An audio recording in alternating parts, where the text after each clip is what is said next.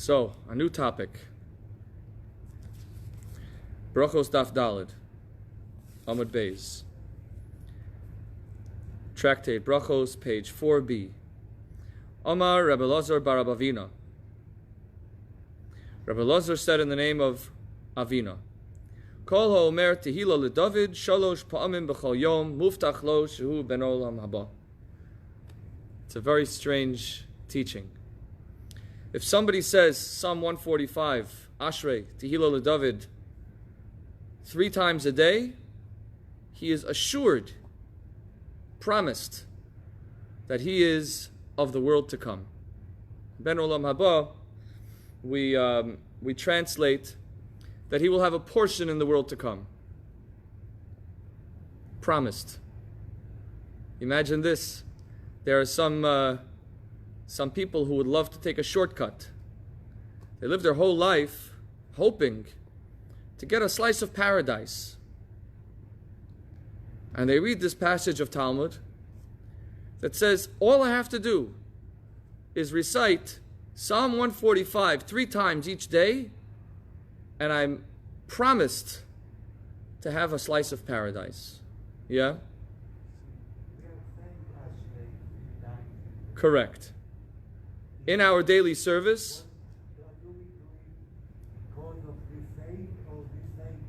it's a good question. Our daily service incorporates Ashrei 3 times. Psalm 145 is there 3 times during the daily service. Once in the first part of the morning service, later in the second part of the morning service, and then finally in the afternoon service, Mincha begins with Ashrei. So it's a good question. Which came first? We say Ashrei 3 times in Yom Kippur. Yeah, we say it. And Mincha, Shachris, Mincha, and Ne'ilah. Before Ne'ilah, we say Ashrei. I don't think you say Ashrei for Mincha on Yom Kippur. It just starts Ne'ilah. Sfardim do say it, huh? I don't know. I do on Ne'ilah. We say 3. We say 2 twice in Shachris and 1 for Kippur. Okay. Maybe they say Mincha. We say twice in Shachris on Yom Kippur. Ashrei before Musaf, right. Okay. In any case, you understand the shortcut here, right? A person could, if that's what they're living for, so perhaps the beginning of the answer is in this question, is that it doesn't say he will be a ben olam haba. It doesn't say you will get, meaning we translate it colloquially. If we massage the text, we'll say you are promised to have your slice in paradise, but that's not what it says.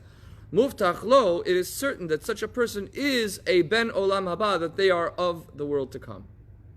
They are a ben olam haba, which suggests perhaps that this is a person who is living an olam haba attitude, a paradise attitude, even in this world. And so let's examine what is unique about Ashrei, about Psalm 145, that represents a paradise mentality. So the Talmud asks, my taima, what is the reason for this special quality? Ilema mishum dechtiv be alpha beta. Perhaps it's because the Psalm 145, Ashrei, follows, each verse begins with the next letter of the Hebrew alphabet. Right? Later on, we'll talk about the fact that the nun is missing, but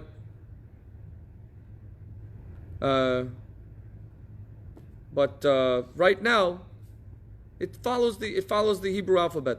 Well, that's not the only Tehillim that has the Hebrew alphabet that goes according to the Aleph base. Most notable, Psalm 119, Kuf Yud Tes. Not only does it follow the Hebrew alphabet, but every letter gets 8 verses. The Tmanya Api. Huh? We don't say that, right? Actually, there is a big segula to say the Tmanya Api on a regular basis, once a week or every day. But right, that would be that's quite long. Well, he says no, that's not the reason. The Tmanya Api, since we found other chapters of Tehillim, other chapters of Psalms that follow the Aleph Beis, so we know that that's not the reason. Rather, what's the reason, says the Gemara? Because it says the central verse of that chapter is, God, you open up your hand and you satiate every living thing. So if that's the case, there are other chapters of Tehillim that go much more into detail and much more expanded description of how God cares for all of creation. Namely, Psalm 136, Halel Hagodol, Lema Halel Hagodol, D'chtiv Beinote, Lechem L'chol Basar, you give bread to all flesh. Rather, says the Gemara, Mishum De'is Beitarti, it's because it has both of these components. It follows the Hebrew alphabet, and it also speaks about God's providing for all of creation. So how do we make sense of this? So where to begin? Let's start with... Oh, very good. A good question. He says, if the whole point is that it talks about God's providing for all of creation, that's not paradise, that's this world. Right? So the Talmud here alludes to two possible themes that could exalt and elevate a meditation and a prayer and make it just sublime. One theme is the Hebrew alphabet, and the other theme is God's providing. And the commentaries on the Talmud say that this reflects two general trends, two ways of looking at the world. One way looks at the world as a philosophical enterprise, a spiritual enterprise, the letters of the Hebrew alphabet are a metaphor for the Torah. You think about it, speech, to speak you don't need an alphabet. To communicate a thought over time in an enduring way, for this you need an alphabet. The written word has the capacity to transmit an idea with integrity over time. And so the Hebrew alphabet represents the idea of Torah and the transmission of our tradition in a way that reflects integrity. Furthermore, the Hebrew alphabet itself is not just a utilitarian tool by which we can transmit text over time, because if that's the case, this could be true in any alphabet. The Hebrew alphabet particularly has sublime meaning in the letters themselves. The letters themselves are considered sacred. The Talmud goes elsewhere to speak about the meaning of each letter, maybe not the whole alphabet, but it gives us a hint that the system of the Hebrew alphabet is in and of itself a divine and sacred tool. And so, saying a psalm that incorporates each and every one of the Hebrew letters in an organized form represents the capacity of the human being to organize thoughts and to record them and to transmit them, and again, not just any thoughts, but divine, sublime thoughts, ideas that represent God's teaching. And this is the pinnacle of human existence. And then we have the other approach, which is the idea of providing.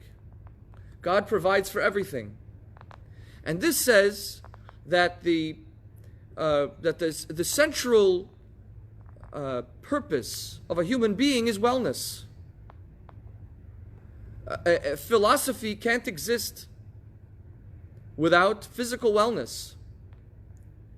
And if we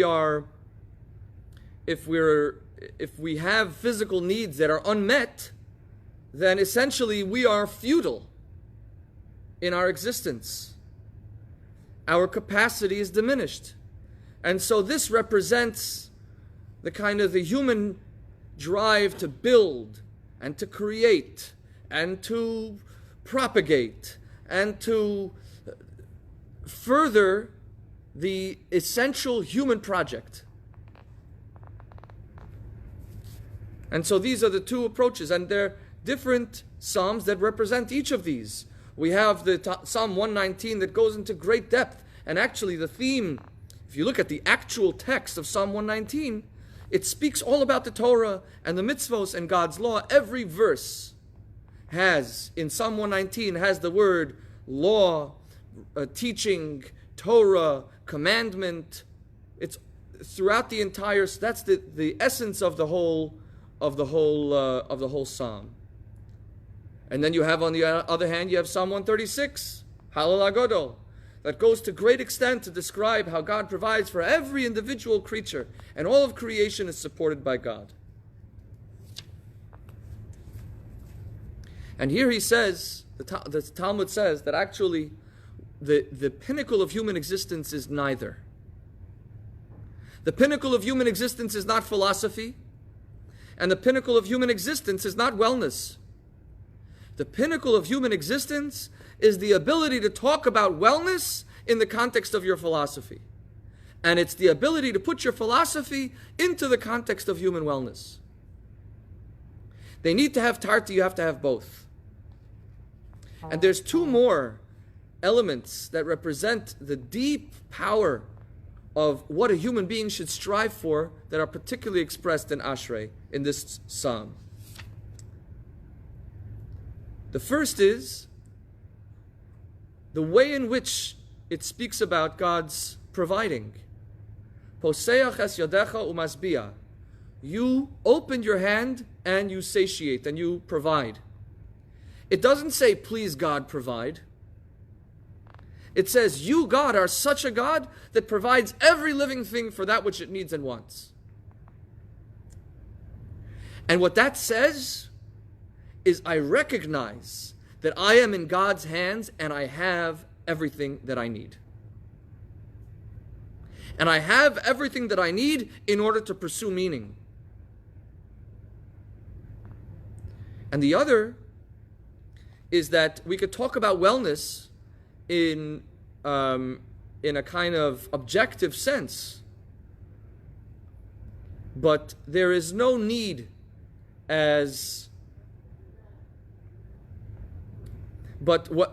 when we talk about wellness and of the ability to reflect on how God provides for all living things, that is the ability, in a sense, to personalize that I have everything that I need.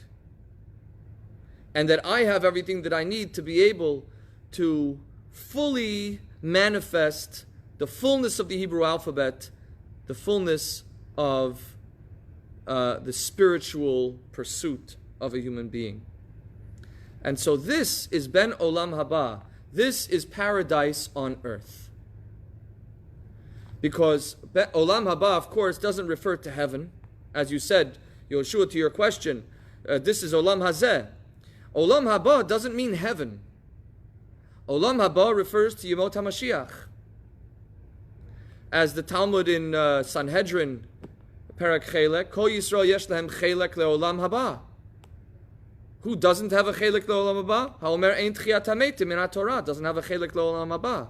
And the Talmud, the commentaries say, because he denies the resurrection of the dead, he denies the ultimate fullness of the messianic revelation, and therefore he would not be part of it because he's not conscious, he's not open to being conscious of it. And so from here we see that Olam Haba doesn't refer to heaven, it refers to the full perfection and the full evolution of this world. And so if a person is able to 3 times a day, throughout the day,